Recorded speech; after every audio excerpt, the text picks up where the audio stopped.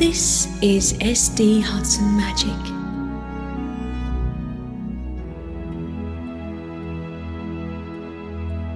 I'm delighted to be able to read for you Anne of Green Gables. This I consider to be my favourite story of all time. And even though I am English and not Canadian, I hope I will do this story justice.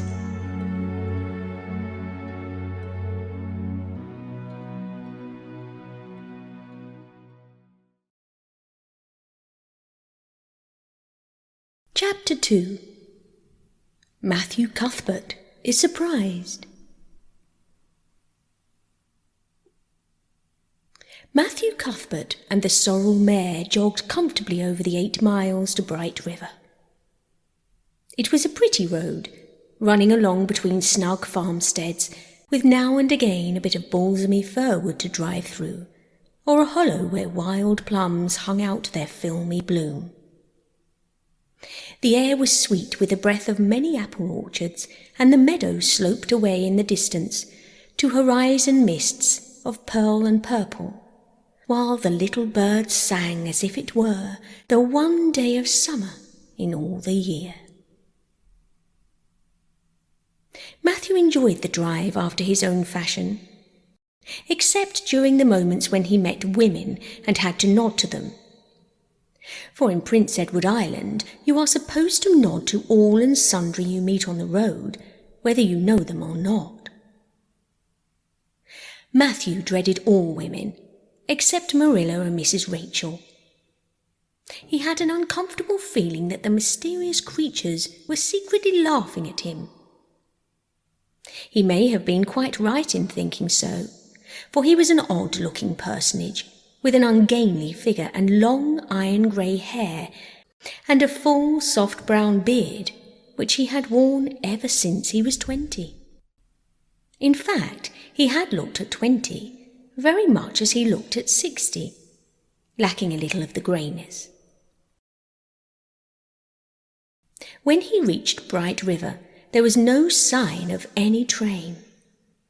He thought he was too early, so he tied his horse in the yard of the small Bright River Hotel and went over to the station house. The long platform was almost deserted, the only living creature in sight being a girl who was sitting on a pile of shingles at the extreme end. Matthew, barely noticing that it was a girl, sidled past her as quickly as possible without looking at her.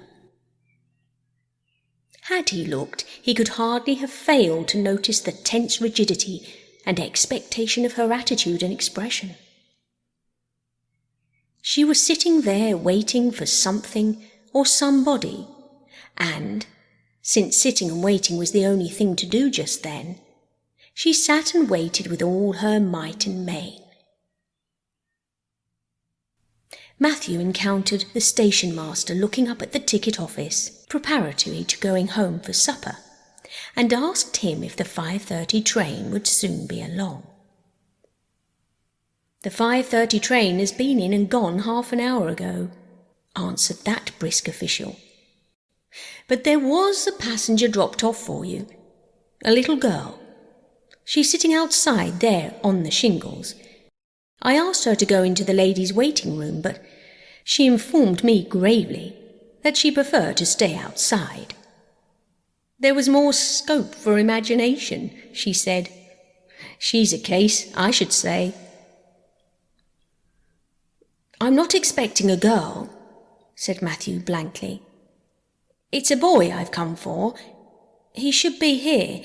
Mrs. Alexander Spencer was to bring him over from Nova Scotia for me." The station master whistled. "Guess there's some mistake," he said.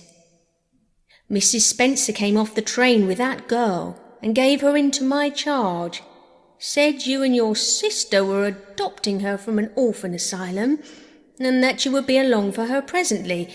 That's all I know about it, and I haven't got any more orphans concealed hereabouts." "I don't understand," said Matthew helplessly, wishing that Marilla was at hand to cope with the situation. "Well, you'd better question the girl," said the station master carelessly. "I dare say she'll be able to explain. She's got a tongue of her own, that's certain. Maybe they were out of boys of the brand you wanted." He walked jauntily away, being hungry, and the unfortunate Matthew was left to do that which was harder for him than bearding a lion in its den. Walk up to a girl, a strange girl, an orphan girl, and demand of her why she wasn't a boy. Matthew groaned in spirit as he turned about and shuffled gently down the platform towards her. She had been watching him ever since he had passed her, and she had her eyes on him now. Matthew was not looking at her, and would not have seen what she was really like if he had been. But an ordinary observer would have seen this. A child of about 11, garbed in a very short, very tight, very ugly dress of yellowish grey wincey. She wore a faded brown sailor hat, and beneath the hat, extending down her back, were 2 braids of very thick, decidedly red hair. Her face was small, white and thin, also much freckled. Her mouth was large, and so were her eyes, which looked green in some lights and moods, and grey in others. So far, the ordinary observer. An extraordinary observer might have seen that the chin was very pointed and pronounced, that the big eyes were full of spirit and vivacity, that the mouth was sweet-lipped and expressive, that the forehead was broad and full. In short, our discerning extraordinary observer might have concluded that no commonplace soul inhabited the body of this stray woman-child, of whom shy Matthew Cuthbert was so ludicrously afraid. Matthew, however, was spared the ordeal of speaking first, for as soon as she concluded that he was coming to see her, she stood up, grasping with one thin brown hand the handle of a shabby, old-fashioned carpet bag. The other she held out to him. "I suppose you are Mr. Matthew Cuthbert of Green Gables?" she said in a peculiarly clear, sweet voice. "I'm very glad to see you. I was beginning to be afraid you weren't coming for me, and I was imagining all the things that might have happened to prevent you. I had made up my mind that if you didn't come for me tonight, I'd go down the track to that big wild cherry tree at the bend and climb up into it to stay all night. I wouldn't be a bit afraid, and it would be lovely to sleep in a wild cherry tree, all white with bloom in the moonshine, don't you think? You could imagine you were dwelling in marble halls, couldn't you? And I was quite sure you would come for me in the morning, if you didn't tonight." Matthew had taken the scrawny little hand awkwardly in his. Then and there he decided what to do. He could not tell this child with the glowing eyes that there had been a mistake. He would take her home and let Marilla do that.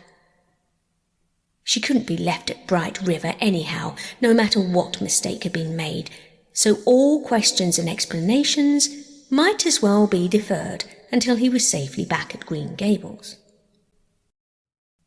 "I'm sorry I was late," he said shyly. "Come along, the horse is over in the yard. Give me your bag." "Oh, I can carry it," the child responded cheerfully. "It isn't heavy. I've got all my worldly goods in it, but it isn't heavy. And if it isn't carried in just a certain way, the handle pulls out, so I'd better keep it in because I know the exact knack of it. It's an extremely old carpet bag. Oh, I'm very glad you've come, even if it would have been nice to sleep in a wild cherry tree. We've got to drive a long piece, haven't we? Mrs. Spencer said it was 8 miles. I'm glad, because I love driving. Oh, it seems so wonderful that I'm going to live with you and belong to you. I've never belonged to anybody, not really. But the asylum was the worst. I've only been in it 4 months, but that was enough. I don't suppose you ever were an orphan in an asylum, so you can't possibly understand what it is like. It's worse than anything you could imagine. Mrs. Spencer said it was wicked of me to talk like that, but I didn't mean to be wicked. It's so easy to be wicked without knowing it, isn't it? They were good, you know, the asylum people. But there is so little scope for the imagination in an asylum, only just in the other orphans. It was pretty interesting to imagine things about them, to imagine that perhaps the girl who sat next to you was really the daughter of a belted earl, who had been stolen away from her parents in her infancy by a cruel nurse who died before she could confess. I used to lie awake at nights and imagine things like that, because I didn't have time in the day. I guess that's why I'm so thin. I am dreadfully thin, ain't I? There isn't a pick on my bones. I do love to imagine I'm nice and plump with dimples in my elbows. With this, Matthew's companion stopped talking, partly because she was out of breath, and partly because they had reached the buggy. Not another word did she say until they had left the village and were driving down a steep little hill, the road part of which had been cut so deeply into the soft soil that the banks, fringed with blooming wild cherry trees and slim white birches, were several feet above their heads. The child put out her hand and broke off a branch of wild plum that brushed against the side of the buggy. Isn't that beautiful? What did that tree, leaning out from the bank, all white and lacy, make you think of? She asked. Well now, I dunno, said Matthew. Why, a bride, of course, a bride all in white with a lovely misty veil. I've never seen one, but I can imagine what she would look like. I don't ever expect to be a bride myself. I'm so homely nobody would ever want to marry me, unless it might be a foreign missionary. I suppose a foreign missionary mightn't be very particular. But I do hope that someday I shall have a white dress. That is my highest ideal of earthly bliss. I just love pretty clothes. And I've never had a pretty dress in my life that I can remember. But of course it's all the more to look forward to, isn't it? And then I can imagine that I'm dressed gorgeously. This morning when I left the asylum, I felt so ashamed because I had to wear this horrid old wincey dress. All the orphans had to wear them, you know. A merchant in Hopetoun last winter donated 300 yards of wincey to the asylum. Some people said it was because he couldn't sell it, but I'd rather believe that it was out of the kindness of his heart. Wouldn't you? When we got on the train, I felt as if everybody must be looking at me and pitying me. But I just went to work and imagined that I had on the most beautiful pale silk dress, because when you are imagining, you might as well imagine something worthwhile.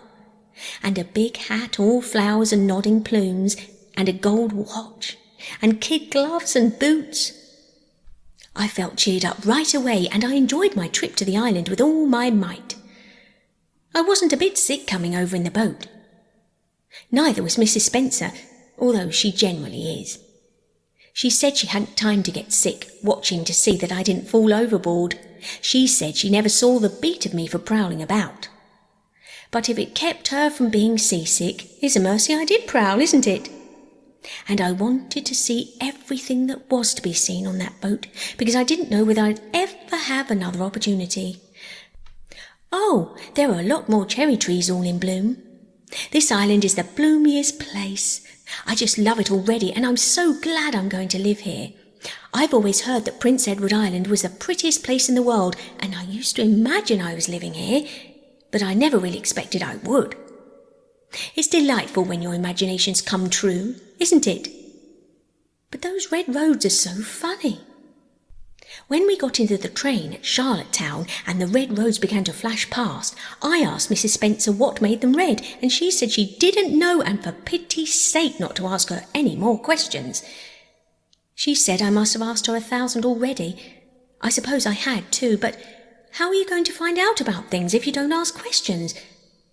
And what does make the roads red? Well now, I dunno, said Matthew. Well, that is one of the things to find out sometime. Isn't it splendid to think of all the things there are to find out about? It just makes me glad to be alive. It's such an interesting world. It wouldn't be half so interesting if we know all about everything, now would it? There'd be no scope for imagination then, would there? But am I talking too much? People are always telling me I do. Would you rather I didn't talk? If you say so, I'll stop. I can stop when I make up my mind to it, although it's difficult. Matthew, much to his own surprise, was enjoying himself. Like most quiet folks, he liked talkative people when they were willing to do all the talking themselves and did not expect him to keep his end of it. But he had never expected to enjoy the society of a little girl. Women were bad enough in all conscience, but little girls were worse.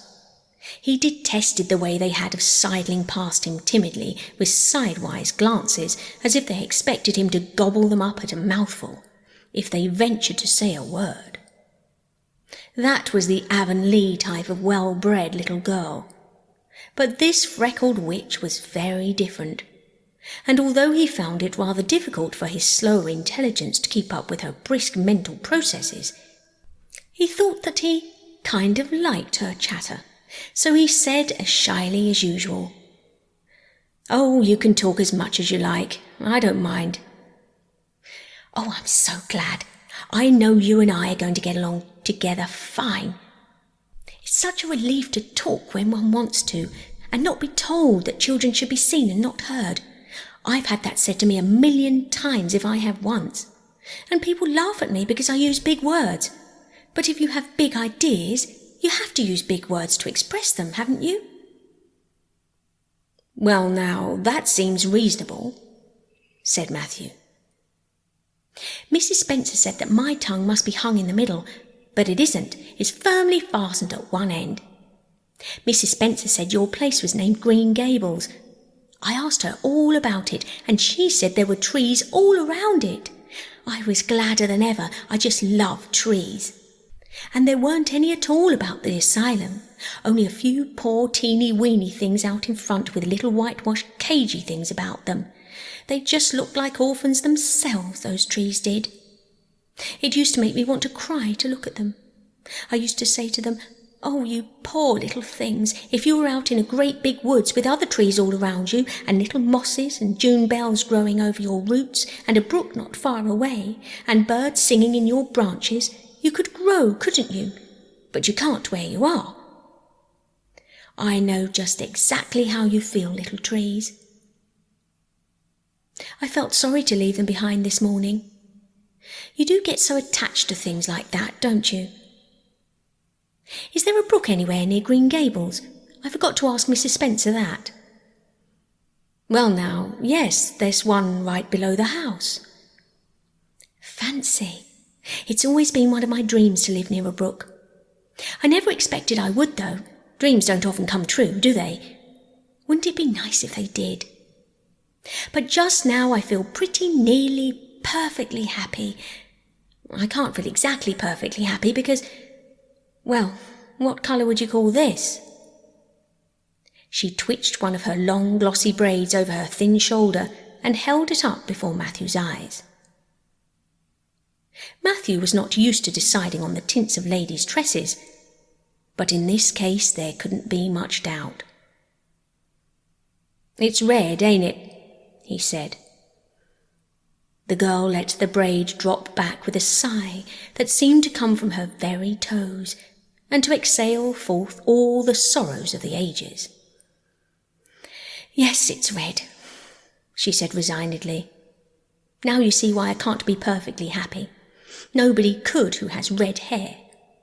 I don't mind the other things so much, the freckles and the green eyes and my skinniness. I can imagine them away. I can imagine that I have a beautiful rose-leaf complexion and lovely starry violet eyes. But I cannot imagine that red hair away. I do my best.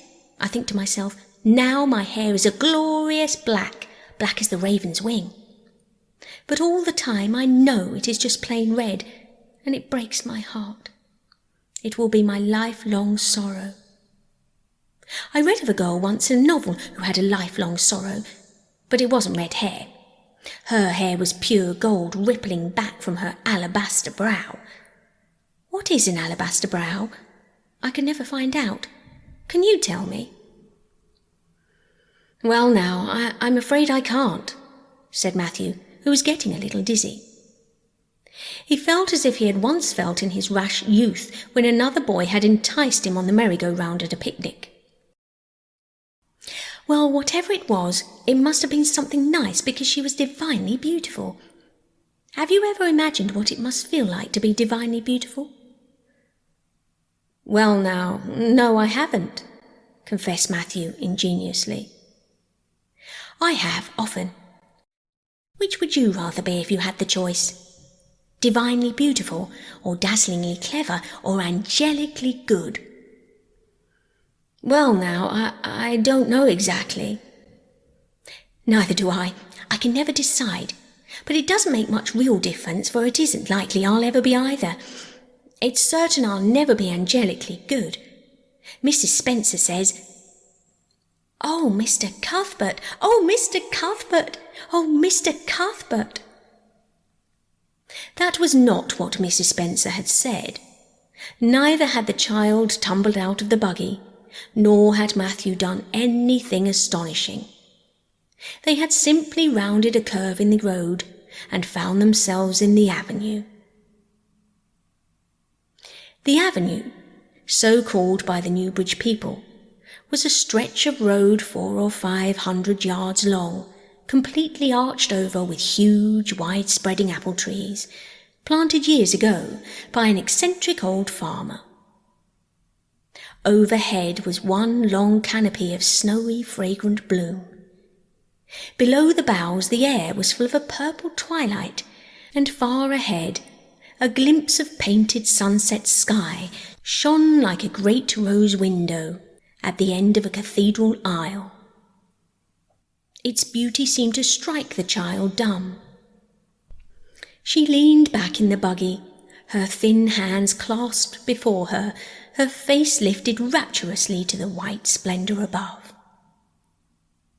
Even when they had passed out and were driving down the long slope to Newbridge, she never moved or spoke. Still, with rapt face, she gazed afar into the sunset west, with eyes that saw visions trooping splendidly across that glowing background. Through Newbridge, a bustling little village where dogs barked at them and small boys hooted and curious faces peered from the windows, they drove, still in silence. When 3 more miles had dropped away behind them, the child had not spoken. She could keep silence, it was evident, as energetically as she could talk. "I guess you're feeling pretty tired and hungry," Matthew ventured to say at last, accounting for her long visitation of dumbness, with the only reason he could think of. "But we haven't very far to go now, only another mile." She came out of her reverie with a deep sigh, and looked at him with the dreamy gaze of a soul that had been wandering afar, star-led. "Oh, Mr. Cuthbert," she whispered, "that place we came through, that white place, what was it?" "Well now, you must mean the avenue," said Matthew after a few moments' profound reflection. "It is a kind of pretty place." "Pretty? Oh, pretty doesn't seem the right word to use, nor beautiful either. They don't go far enough. Oh, it was wonderful, wonderful. It's the first thing I ever saw that couldn't be improved upon by imagination. It just satisfies me here." She put one hand on her breast. It made a queer, funny ache, and yet it was a pleasant ache. Did you ever have an ache like that, Mr. Cuthbert? "Well now, I can't recollect that I ever had." "I have it lots of time. Whenever I see anything royally beautiful. But they shouldn't call that lovely place the Avenue. There's no meaning in a name like that. They should call it, let me see, The White Way of Delight. Isn't that a nice imaginative name? When I don't like the name of a place or a person, I always imagine a new one and always think of them so. There was a girl at the asylum whose name was Hepzibah Jenkins, but I always imagined her as Rosalia de Vere. Other people may call that place the Avenue, but I shall always call it the White Way of Delight. Have we really only another mile to go before we get home? I'm glad, and I'm sorry. I'm sorry because this drive has been so pleasant, and I'm always sorry when pleasant things end. Something still pleasanter may come after, but you can never be sure, and it's so often the case that it isn't pleasanter. That has been my experience anyhow, but I'm glad to think of getting home. You see, I've never really had a real home since I can remember. It gives me that pleasant ache again just to think of coming to a really, truly home. Oh, isn't that pretty? They had driven over the crest of a hill. Below them was a pond, looking almost like a river, so long and winding it was. A bridge spanned it midway, and from there to its lower end, where an amber-hued belt of sand hills shut it from the dark blue gulf beyond. The water was a glory of many shifting hues, the most spiritual shadings of crocus and rose and ethereal green, with other elusive tintings from which no name has ever been found. Above the bridge, the pond ran up into fringing groves of fir and maple, and lay all darkly translucent in their wavering shadows. Here and there a wild plum leaned out from the bank, like a white-clad girl tiptoeing to her own reflection. From the marsh at the head of the pond came the clear, mournfully sweet chorus of the frogs. There was a little grey house peering round a white apple orchard on a slope beyond, and although it was not yet quite dark, a light was shining from one of its windows. "That's Barry's Pond," said Matthew. "Oh, I don't like that name either. I shall call it, let me see, the Lake of Shining Waters. Yes, that is the right name for it. I know because of the thrill. When I hit on a name that suits exactly, it gives me a thrill. Do things ever give you a thrill?" Matthew ruminated. "Well now, yes. It always kind of gives me a thrill to see them ugly white grubs that spade up in the cucumber beds. I hate the look of them." "Oh, I don't think that can be exactly the same kind of a thrill. Do you think it can? There doesn't seem to be much connection between grubs and lakes of shining waters, does there? But why do other people call it Barry's Pond?" "I reckon because Mr. Barry lives up there in that house. Orchard Slope's the name of his place.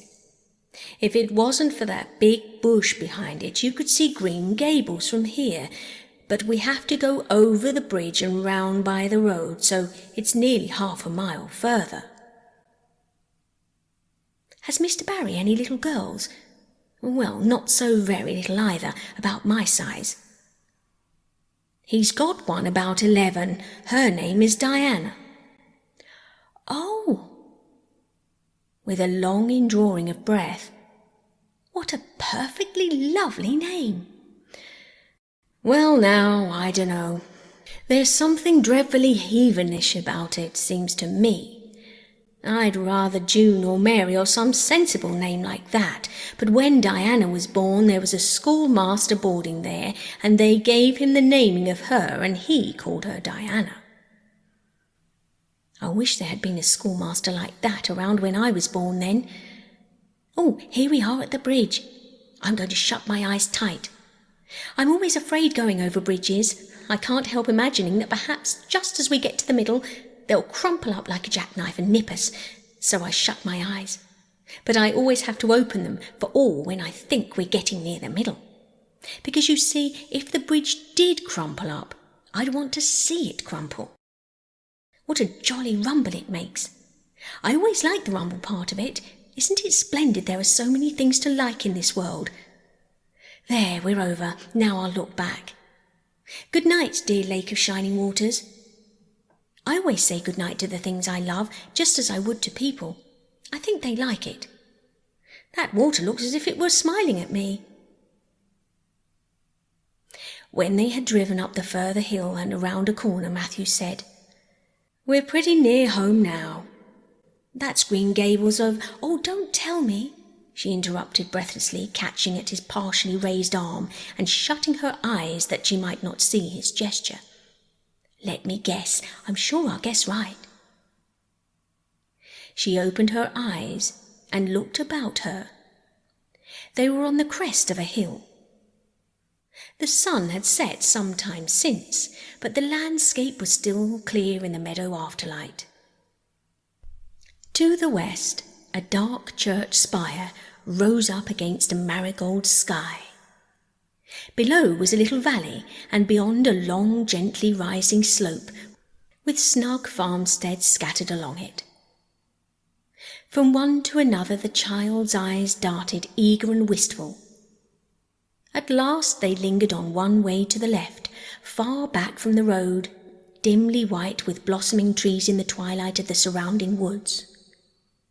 Over it, in the stainless southwest sky, a great crystal white star was shining, like a lamp of guidance and promise.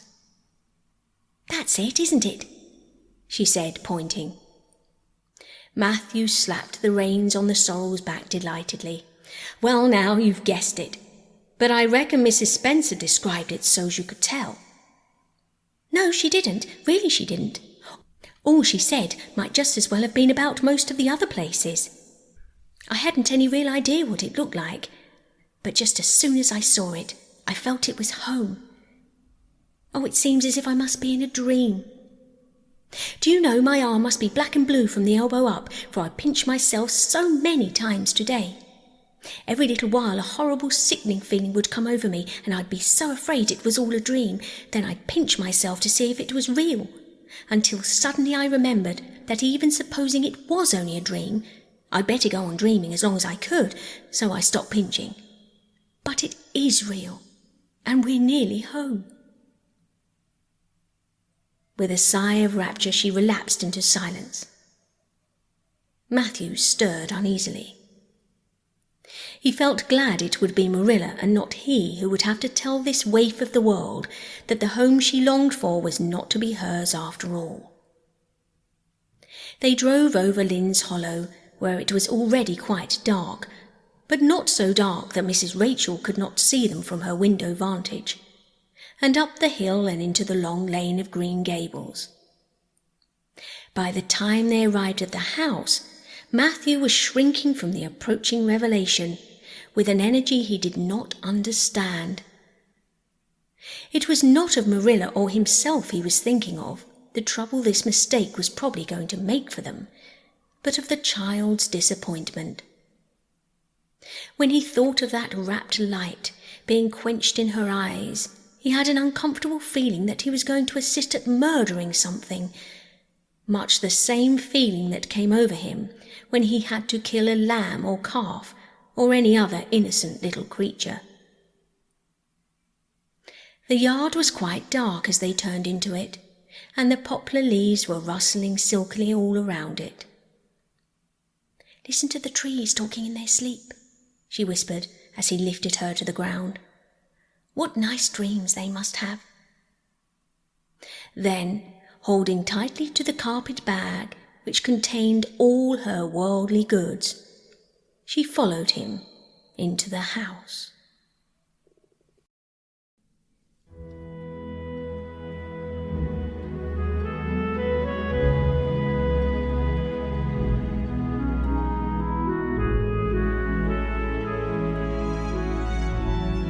I hope you enjoyed this chapter.